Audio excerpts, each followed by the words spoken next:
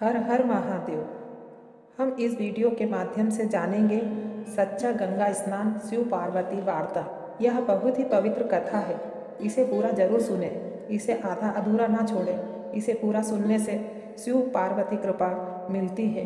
एक बार प्रयागराज में माघ महीने में एक बहुत ही बड़ा गंगा स्नान का मुहूर्त था।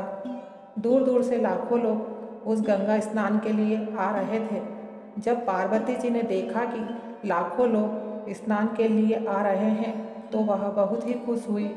उन्होंने कहा, महाराज, इतने सारे लोग आपके भक्त हैं, यह तो बहुत ही खुशी की बात है। यह सुन शिव जी हंस पड़े। यह पार्वती जी से बोले, तुम सोच रही हो कि यह सारे मेरे भक्त हैं, यह बात सत्य नहीं है। लाखों में कोई एक ही मेरा भक्त होगा और लोग तो केवल तमाशा देखने आए हैं, गंगा स्नान करने नहीं। इन लोगों में बहुत ही कम लोग होंगे जो सच्चे मन से मेरा स्नान करने आए हों। इस बात को पार्वती जी मानने को तैयार नहीं हुई। अंत में शिव जी ने कहा, तुम चाहो तो परीक्षा कर सकती हो कि किसकी बात सच्ची है। मैं जैसा कहूँ वैसा तुम करो। जब पार्वती जी मान गई तो शिव जी ने एक कोढ़ी आदमी का रूप धारण कर लिया और पार्वती जी ने एक बहुत सुंदर स्त्री का रूप धारण कर गहने पहने और वे दोनों सड़क के किनारे बैठ गए जहाँ सब लोग आ जा रहे थे। शिव जी ने पार्वती जी से कह दिया कि गंगा स्नान करके जो लोग आ रहे हैं तुम उनसे बोलो, जो सच्चे मन से गंगा जल में स्नान करके आया है वह मेरे पति के ऊपर गंगा जल के छींटे मारे तो उससे उसका कोढ़ दूर हो जाएगा। पार्वती जी ने स्नान करके आते लोगों से ऐसा ही कहना शुरू कर दिया।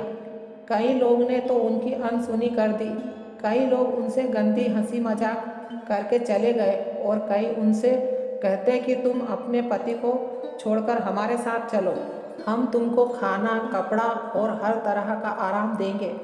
कई लोग आए, सब कुछ ना कुछ कहकर चले जाते, परंतु कोई ऐसा व्यक्ति नहीं आया जो गंगा जल के छींटे शिवजी के कोढ़ी शरीर पर छिड़क दे। पार्वती जी सबसे याचना करती रही और ऐसा करते करते दोपहर हो गई। तब शिवजी ने पार्वती जी से कहा, देखा, मैंने ठीक कहा था ना।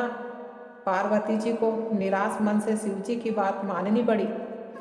इसके बाद शिवजी बोले कि ऐसी बात नहीं है कि सब में लोग पाखंडी हैं, कई लोग ऐसे भी हैं जो मेरे सच्चे भक्त हैं।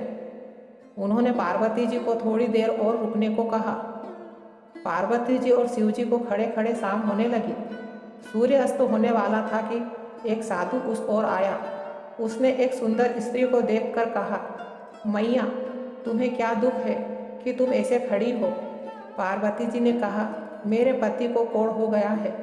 यदि आप सच्चे मन से गंगा स्नान करके आए हैं तो गंगा जल के छींटे इनके ऊपर दे दो, इनका कोढ़ दूर हो जाएगा। इतना सुनते ही साधु ने गंगा जल के छींटे शिवजी के ऊपर छिड़क दिए। शिवजी और पार्वती जी ने अपना असली रूप धारण कर लिया। उन्होंने साधु को आशीर्वाद दिया और कहा कि माघ महीने की यह कथा जो भी सुनेगा उसे गंगा स्नान का पुण्य मिलेगा और उसके सारे दुख दूर होंगे। और इतना कहकर शिव पार्वती अंतर्ध्यान हो गए।